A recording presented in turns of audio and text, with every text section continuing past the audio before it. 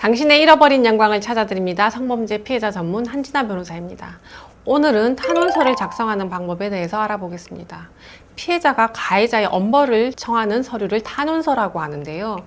탄원서를 제출한다고 해서 가해자가 무조건 엄벌을 받는 것은 아닙니다. 판사님이 보시기에 탄원서를 보시고 가해자를 엄벌에 처해야겠다는 생각이 들 정도로 잘 작성해야 하는데요. 무조건적인 가해자에 대한 비난이나 지나치게 과한형으로 처벌해달라는 감정적인 대응은 적절하지 않습니다. 판사님이 가해자를 엄벌하도록 이성적으로 설득하는 것이 중요합니다.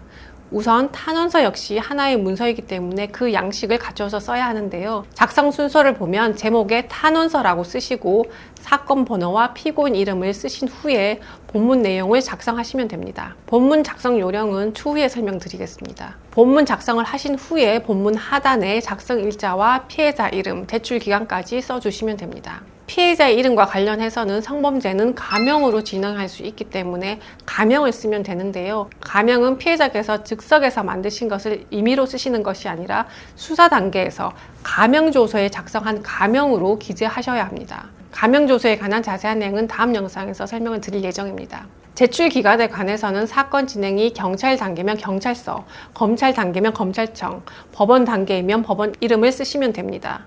그리고 작성을 자필로 할지 컴퓨터로 할지 문의하시는 경우가 많은데요. 중요한 것은 판사님께서 잘 알아보시도록 하는 것이 중요하기 때문에 내 글씨를 판사님께서 잘 알아보실 수 있다면 자필로 쓰시면 되고, 글씨 자체가 알아보기 힘들다고 하시면 컴퓨터로 작성하시는 것이 좋습니다. 탄원서는 분량이 너무 많은 것보다 내용을 잘 쓰는 것이 좋기 때문에 양을 무조건 늘리기보다는 한두 장 정도 핵심 내용을 쓰시는 것이 좋겠습니다.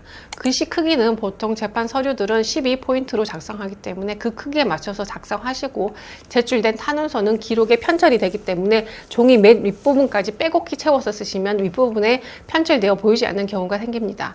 그러므로 페이지 상단을 몇 cm 정도 띄어서 작성하시는 것이 좋습니다. 이제 탄원서 본문 내용을 작성할 때 주의사항을 알려드리면, 기본적으로 양형, 즉 형량을 정하는 데 결정적인 내용을 적는 것이 중요합니다. 첫째로 피해자의 현재 상태를 상세히 기재해 주시는 것이 좋습니다.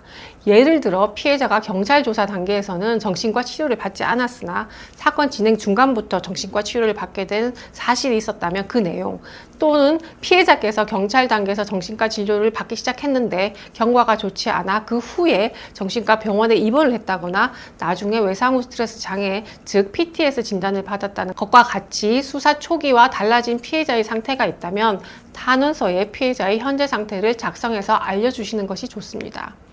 두 번째로 가해자 측의 2차 가해에 대해서도 작성하시는 것이 좋습니다. 예를 들어 피해자가 합의 거부 의사를 명시적으로 밝혔는데도 가해자 측에서 피해자에게 합의를 종용하며 집이나 회사에 찾아오는 경우 등과 같이 피해자에게 연락, 접근을 시도한 경우를 작성하시면 도움이 됩니다. 또한 가해자가 주위 사람들에게 피해 사실이나 사건 진행 사실을 말하여 피해자의 명예를 훼손하거나 피해자의 사회생활에 불편을 끼치는 경우도 작성하시는 것이 도움이 되겠습니다.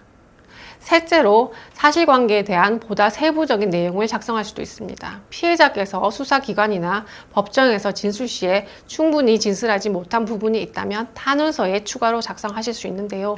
그러나 사실관계를 적는 경우는 매우 신중하셔야 합니다. 기존 진술과 모순되지 않는 내용으로 작성을 해야 되기 때문입니다.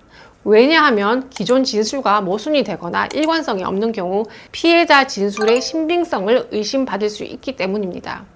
예를 들어 피해자께서 경찰 진술에서는 피해 당시 술에 만취하여 전혀 기억이 없다고 주장하셨는데 탄원서에는 당시 술을 많이 먹긴 했지만 드문드문 기억나는 부분이 있고 당시 가해자가 어떻게 행동하였는지에 대해서도 기억하고 있다는 식으로 진술이 바뀐다면 나중에 가해자가 범행을 부인하는 경우 재판에서 이런 내용들을 트집을 잡아 가해자 변호사가 증인신문에서 피해자를 공격할 수도 있습니다. 이처럼 잘못된 탄원서 작성으로 사건 결과가 바뀌는 경우가 발생할 수도 있기 때문에 사실관계를 탄원서에 작성하실 때는 신중히 작성하셔야 합니다. 오늘은 엄벌 탄원서 작성 방법에 대해서 알아봤는데요.